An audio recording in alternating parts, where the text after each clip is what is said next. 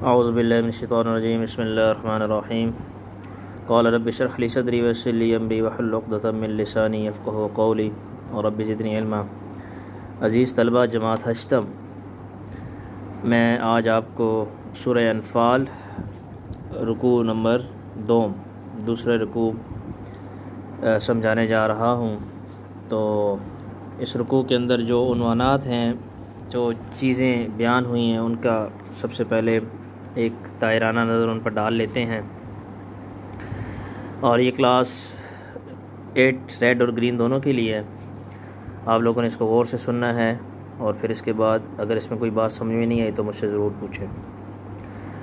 بچوں، یہ رکوع جو ہے اس کے اندر اللہ تبارک و تعالی نے آپ صلی اللہ علیہ وسلم اور صحابہ کرام پر جو سورہ انفال میں غزوہ بدر کا ذکر ہوا، اور بدر کے اندر اللہ نے جو انعامات اللہ نے نازل فرمائے، ان انعامات کا ذکر ہے۔ سب سے پہلے تو میں آپ کو ان انعامات کا ایک دائرانہ نگاہ ڈال دوں کہ اس میں سب سے پہلی چیز نیند کا طاری ہونا،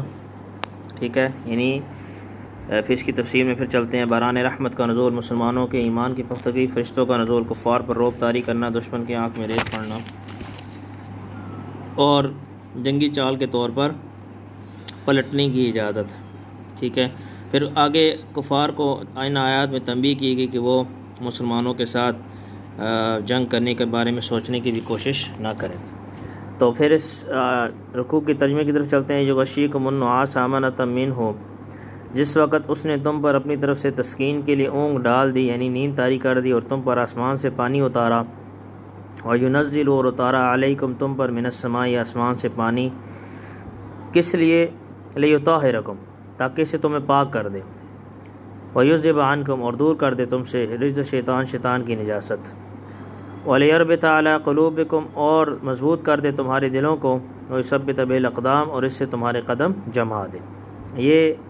پہلی آیت کے اندر جو ہے اللہ کا انعام اور اکرام تھا، ٹھیک ہے۔ اس کے بعد دوسری آیت مبارکہ میں اللہ نے فرمایا کہ اذ یوحی ربک الی الملائکۃ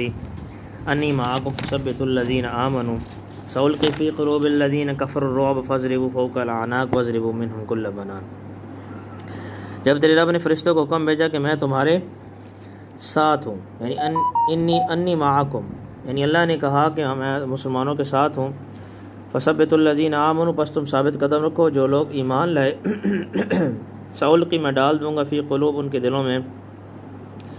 جنہوں نے کفر کیا، رعب، فاضربوا، پس تم مارو اوپر ان کی گردنوں کے، واضربوا منہم کل بنان، اور مارو ان کی انگلی کے ہر پور کو۔ یہ اللہ کی طرف سے ایک عذاب آیا تھا کافروں پر، جو اس وقت بھی مسلمانوں کی طرف سے جو انہیں سزا ملی۔ ذالک بانہم،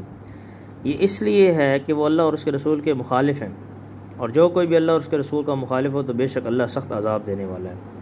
ذالکم فذوقوہ وان للکافرین عذاب النار، یہ تو تم چکھ لو اور جان لو کہ بے شک کافروں کے لیے دوزخ کا عذاب بھی موجود ہے، ٹھیک ہے جی۔ اس کے علاوہ کافروں کے لیے دوزخ کا عذاب بھی ہے۔ یا ایھا الذین آمنوا اذا لقیتم، اب یہاں سے بچوں وہ ہدایات شروع ہو رہی ہیں جو جنگ کے میدان میں کافروں کے ساتھ کس طریقے سے لڑنا ہے اور کیا کرنا ہے۔ یا ایھا الذین آمنوا، اے ایمان والو، جب تمہارا مقابلہ ان لوگوں سے جنہوں نے کفر کیا لشکر جرار سے، فلا تولوہم الادبار، تو مت پھیرنا ان سے پیٹھے، یعنی اپنی پیٹھ مت پھیرنا، جنگ سے بھاگنا مت۔ ومن یولم یومئذ دبرہ، اور جو شخص پھیرے گا ان سے اس دن پیٹھ، سوائے اس کے کہ وہ پینترا بدلنے والا ہو، یعنی متحرفا للقتال، جنگی چال کے طور پر وہ جو ہے واپس آئے، اور متحیزا الی فئۃ، یعنی اپنے لشکر سے ملنے کے لیے، فقد باء بغضب من اللہ، تو وہ یقیناً مستحق ہوگا غضب کا، عذاب کا اللہ کی طرف سے، اور اس کا ٹھکانہ جہنم ہے، اور بہت ہی بری جگہ ہے۔ تو بچوں اس آیت میں یہ بتایا ہے کہ جنگ سے کسی صورت بھی بھاگنے کی اجازت نہیں ہے، کسی بھی صورت، سوائے دو صورتیں، اور وہ دو صورتیں الفاظ میں اللہ نے بیان کیا، متحرفا للقتال او متحیزا الی فئۃ، متحرفا للقتال او متحیزا الی فئۃ، یہ دیکھیں، متحرفا للقتال اس کا معنی جنگی چال کے طور پر، اور متحیزا الی فئۃ اپنے لشکر سے ملنے کے لیے، یہ دو صورتیں ہیں۔ اس کے علاوہ اور کوئی صورت نہیں ہے جس کے اندر آپ کو اجازت ہو کہ آپ جنگ کے میدان سے بھاگ سکتے ہیں، ٹھیک ہے جی۔ اس کے بعد اللہ تعالیٰ فرما رہے ہیں کہ فلم تقتلوہم، یہ جو تم لوگوں نے ان کے ساتھ جو قتل کیا، تم نے نہیں بلکہ اللہ نے انہیں قتل کیا، وما رمیت اور نہیں پھینکی تھی آپ نے جب آپ نے پھینکی تھی بلکہ اللہ نے پھینکی تھی۔ اور ان کنکریوں کو وہ جو اللہ کے نبی ایک مٹھی لے کر پھینکی تھی کفار کی طرف، تاکہ آزمایا جائے مومنوں کو اپنی طرف سے ایک اچھی آزمائش کے طور پر۔ بے شک اللہ تعالیٰ سننے والا اور جاننے والا ہے۔ یعنی ایک اللہ تعالیٰ آپ صلی اللہ علیہ وسلم نے ایک مٹھی جو ہے مٹی کی ایک مٹھی ہاتھ میں لے کر کافروں کی طرف پھینکی تھی۔ اللہ فرما رہے ہیں کہ یہ آپ نے نہیں بلکہ ہم نے پھینکی تھی، یعنی اس کا مطلب یہ ہے کہ اس کو ہم نے ہر کافر کی آنکھ تک پہنچایا تھا۔ ذالکم وان اللہ موہن کید الکافرین، یہ اور شک نہیں کہ اللہ تعالیٰ کافروں کی تدبیروں کو کمزور کرنے والا ہے، یعنی کافر کی ہر تدبیر کو اللہ تعالیٰ کمزور کرنے والا ہے۔ ان تستفتحوا، اگر تم فتح چاہتے ہو۔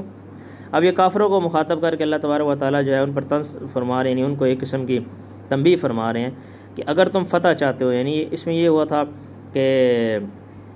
ابو جہل نے کعبہ کا پردہ پکڑ کر اللہ سے دعا مانگی تھی کہ اللہ جو حق پر ہے اس کو فتح نصیب فرما، تو اللہ فرما رہے ہیں کہ اگر تم فتح چاہتے ہو تو وہ فتح آ گئی، یعنی اگر اس طرح کی فتح تم چاہتے ہو کہ مسلمانوں کے خلاف اللہ کے نبی کے خلاف، تو پھر تمہیں یہی ملے گا،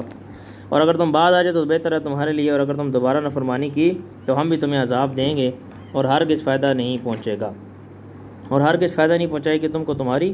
جماعت کی کثرت، چاہے جتنے بھی تم لوگ لے کر آ جاؤ، کثرت جماعت، ولو کثرت اگرچہ وہ کثیر، ان اللہ مع المؤمنین، اور بے شک اللہ تعالیٰ مومنین کے ساتھ ہے۔